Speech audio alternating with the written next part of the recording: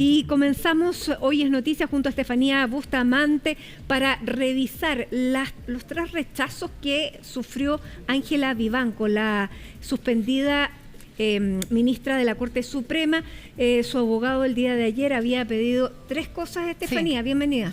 ¿Qué tal, Mati? Muy buenas tardes. Un verdadero portazo de la Corte Suprema a la defensa de la ministra Ángela Vivanco, los abogados Juan Carlos Manríquez y también Cristóbal Osorio. Eran 3 solicitudes, una de ellas precisamente lo que buscaba era pedirle a la Corte Suprema que desistiera de esta solicitud al fiscal nacional, que el máximo tribunal le había pedido precisamente que entregara los chats entre el abogado Luis Hermosilla y la ministra Ángela Vivanco, recordando que la ministra dice que ella no los tiene en su celular. También se había pedido el expediente a la Comisión de Ética. Recordemos que ella estaba siendo investigada a propósito del caso que vinculaba a su entonces pareja, Gonzalo Migueles, y además se pedía que se ampliara el plazo. Recordemos que se abre este cuaderno de remoción y dentro del protocolo se exige que en los 20 días siguientes haya una respuesta por parte de la ministra. El abogado pedía que se extendiera el plazo más allá del 30 de septiembre.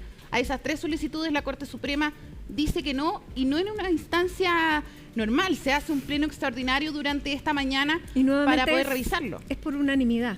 Sí, es nuevamente por una unanimidad, y donde se estaba revisando desde la mañana en esta instancia extraordinaria, terminó pasada las 10 de la mañana y ya podemos confirmar también que los abogados de Ángela Vivanco van a presentar una reposición. Nuevamente van a insistir en la Corte Suprema respecto, no sabemos si es que del total de las solicitudes o de una sola. Ahora, es extraño que recurra a la Corte Suprema cuando sí, es el Pleno de la Corte Suprema el que rechaza estas peticiones. Y además que es por unanimidad, que tú lo mencionabas bien, por lo tanto es complejo el futuro respecto a las solicitudes de las defensas de Ángela Vivanco, pero al mismo tiempo es bien llamativo que se produce el rechazo total a las 3 solicitudes. Queda pendiente, eso sí, lo que pueda ocurrir en el Ministerio Público, considerando que el abogado también envió un escrito al Ministerio Público pidiendo que no le entreguen los mensajes a la Corte Suprema que habían solicitado, y que también la Corte Suprema dicen nosotros vamos a solicitar de todas maneras. Sin duda que han sido días agitados en el máximo tribunal. Muchos ministros no han querido dar declaraciones a los medios de comunicación. Varios dicen que se trata de una vocería que tiene que entregar el presidente de la Corte Suprema, como lo hizo, por ejemplo, cuando comunicó la suspensión de Ángela Vivanco y también la apertura del cuaderno de remoción. Pero hay algunas declaraciones más bien genéricas también del proceso y los días que está enfrentando la Corte Suprema, que sin duda no han sido fáciles. Así que pasemos a escuchar las declaraciones de la ministra María Teresa Letelier y también del ministro Arturo Prado. Lo que están en el diario, y ustedes lo saben igual que yo, así que no hay nada más. Ella está en su derecho y yo no tengo opinión. Ella puede hacer las peticiones que estime conveniente y la comisión es la que tiene que resolver. Mire, todas las crisis son para mejor, sirven para que uno mejore. Siempre las crisis son buenas. ¿Cree que va a mejorar esta crisis? Sin duda, la institución es lo principal, así que yo no me cabe duda que vamos a salir adelante de la mejor manera posible, porque nosotros pasamos los cambios que requiere el Poder Judicial y que requieren las instituciones. Nosotros lo hemos pedido, eso está ahí. Ya se informó al ministro en su oportunidad, nosotros hemos estudiado y pedido, así que todo seguirá. No tengo nada que declarar porque estamos en un proceso, entonces hay que finalizar estos procedimientos. No tengo ninguna información, estoy absolutamente ajeno a que... ¿Podrían haber otros cuadernos resolutivos? ¿Cuadernos de remoción, perdón? Mire, yo no le podría informar eso porque desconozco absolutamente sus antecedentes. Yo considero que todos los procesos, cuando tienden a mejorar las instituciones y a reforzarlas, son buenos, son positivos. Bueno, un pleno donde participó Mario Carroza, que también está siendo materia más que de investigación, de análisis político, por si se presenta una acusación constitucional, y también donde estuvo, la veíamos, María Teresa Letelier, que aparece también en los chats entre Mario Desbordes y el juez Poblete. Bueno, ella también es autora de esta frase que quedó ya para la historia: aquí nadie fue nombrado por el Espíritu Santo. Eso fue lo que dijo en un pleno.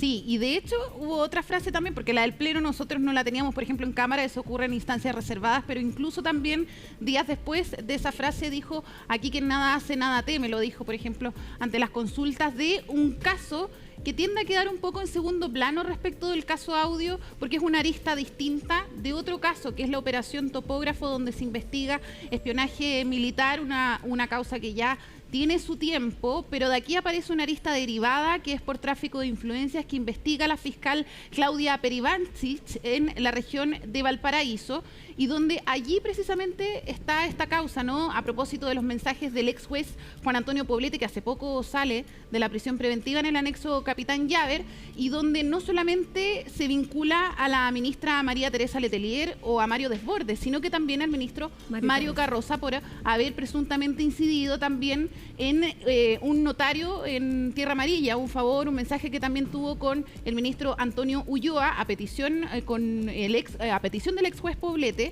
y donde precisamente eso también está en el radar de la Fiscalía de Valparaíso, esta conversación que tiene el ministro Carroza, y que además, tú lo mencionabas, Mati, él también enfrenta o podría enfrentar una arista más bien política, que es una posible acusación constitucional que se estudia desde Renovación Nacional, esto en el marco de las distintas acciones que se evalúan desde el Congreso contra varios supremos. Durante esta jornada precisamente habló el ministro Carroza, así que revisemos parte de sus declaraciones. Yo creo que el Congreso, en este caso los diputados, tienen todo el derecho porque están usando sus facultades fiscalizadoras, y me parece muy bien que ellos lo ejerzan. ¿No tiene miedo de ser inhabilitado si lo acusan? No, por todo, nosotros somos autoridades públicas que tenemos que estar al escrutinio público.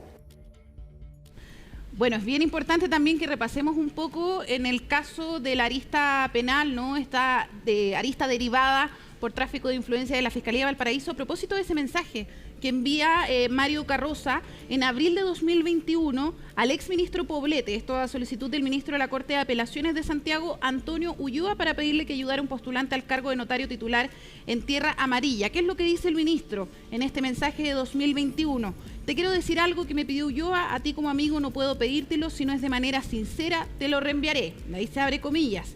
Hay un concurso de notario de Copiapó con asiento en Tierra Amarilla, en el cual no alcanzaré a votar y quería votar por un exalumno y ayudante de Derecho Procesal en la Universidad Alberto Hurtado, que actualmente es un extraordinario amigo. Se llama Patricio Corominas Mellado y es muy cercano a Miguel Elwin Oyarzún, que ya le consiguió el voto con Pablo Krum. Con 2 votos quedan terna. Esto fue lo que me pidió, no te sientas comprometido conmigo, un abrazo, amigo. ¿Qué le responde Poblete?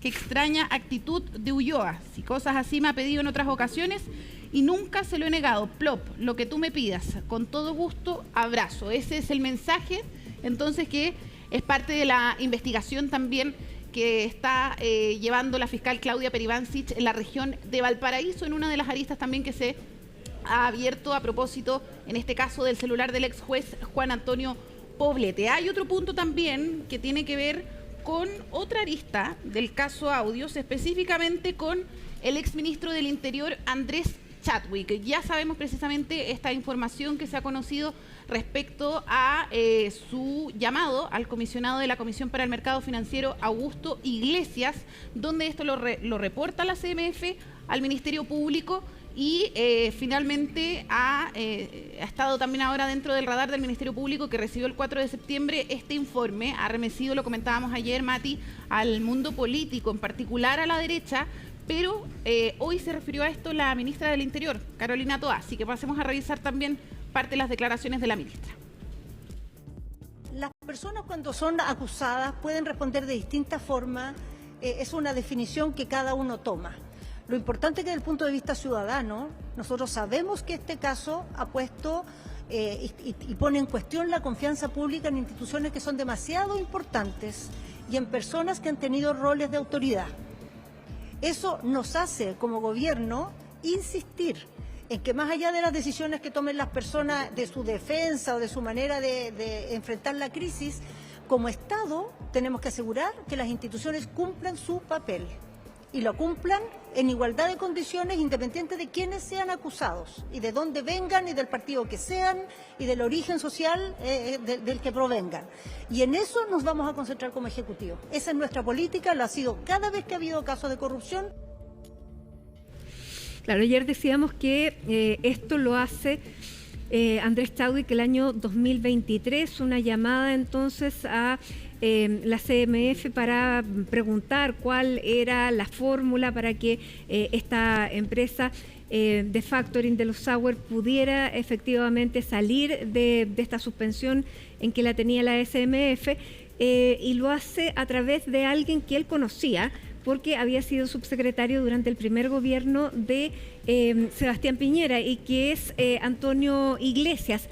Ahora, ayer decíamos, claro, esto lo hace sin ser ministro, pero tú no llamas a una persona, o sea, no llama esa persona a una persona de tan alto nivel solamente para hacer una pregunta administrativa. Eso es lo que puede generar también ahí una sospecha. Claro, lo que llamaba también la atención en el caso del exministro del Interior, lo decíamos ayer también, es que esta llamada que ocurre en abril del año pasado se da en el mismo marco donde Luis Hermosilla y Daniel Sauer estaban hablando prácticamente de lo mismo. Era la suspensión de la corredora STF de propiedad de Daniel Sauer, y donde en ese contexto ellos estaban tratando de dar con el contacto en la Comisión para el Mercado Financiero, que también hablaban de que incluso Luis Hermosilla le dice el 5 de abril a Daniel Sauer que estaban llamando a Iglesias. Por lo tanto, hay muchas coincidencias que podrían finalmente alertar al Ministerio Público. Eso sí, hoy día conversábamos con su defensa para ver si podíamos tener algún tipo de novedad. Hasta ahora no está contemplado ni que se llame por parte de la Fiscalía al exministro a prestar declaración, y tampoco ellos como su abogado tiene intención de ofrecerle el testimonio al Ministerio Público. Así que ahí al menos hasta ahora no tendríamos novedades respecto a aquello, ni como testigo ni como imputado, porque él hasta ahora no está siendo investigado en el marco del caso Audios. Pero quien sí está siendo investigado no solamente por la arista del caso Audios, sino que también por el caso Factop es Antonio Jalaf. Él durante esta jornada, Mati, llegó a las 10 de la mañana en punto hasta las dependencias de la Fiscalía Metropolitana Oriente. Estaba citado a las 10:30, pero llegó media hora antes, rápidamente ingresó hasta las dependencias del Ministerio Público y estuvo varias horas, estuvo casi ya más cerca de las 3 de la tarde, salió del Ministerio Público. Y acá es bien importante también un poco entender el rol que jugaban los Jalaf. Ya lo ha dicho el Ministerio Público, incluso la relación de los Jalaf con Luis Hermosilla es mucho más estrecha que con los Sauer. Ellos son los fundadores del Grupo Patio, ahora ex accionistas. Estaba prestando durante esta jornada declaración como imputado, y se apunta a los Jalaf como uno de los mayores beneficiarios de esta denominada bicicleta financiera que tenía Daniel Sauer a través de STF. Incluso 33 veces son mencionados los Jalaf en el audio que conocimos el año pasado, así que bien importante la declaración que recibe durante esta jornada la Fiscalía Metropolitana Oriente, y ver finalmente cómo esto podría incidir no solamente en el caso Factop, sino que en general en el caso Audio. Bien, Álvaro Jalaf no está citado. No está citado, y ahí es bien también relevante, considerando que la Fiscalía expuso también durante los primeros días de formalización conversaciones con Luis Hermosilla y Álvaro Jalaf, que daban cuenta incluso de la relación de los Jalaf con Andrés Chadwick. Ahora lo que sabemos, esto según información de BioBio, a través de un peritaje, que no existirían, por ejemplo, mensajes de Andrés Chadwick con Luis Hermosilla, a propósito, por ejemplo, de lo que dijo la Fiscalía cuando hablaba Luis Hermosilla con Álvaro Jalaf de ACH. Es algo que incluso el Ministerio Público dice no está comprobado que sea Andrés Chadwick, pero en ese contexto lo que buscaban dar a entender por parte del Ministerio Público era esta estrecha relación que tienen los Jalaf con Luis Hermosilla. Ahora, Nicolás Sepúlveda, periodista de CIPER, que ha trabajado y ha destapado prácticamente este caso entero y ha trabajado bien acuciosamente, dice que sí existen esos chats entre Hermosilla, Chadwick, incluso nombra al expresidente Piñera. Bueno, el Ministerio Público ya ha dicho que no se va a referir a una investigación reservada, pero quién sabe lo que se pueda conocer también en los siguientes días en un caso que constantemente va revelando más aristas y al mismo tiempo más información. Bien, Estefanía, muchísimas gracias por toda esta información, todo lo que ha ocurrido el día de hoy, la actualización entonces de un caso que nos tiene ocupados desde hace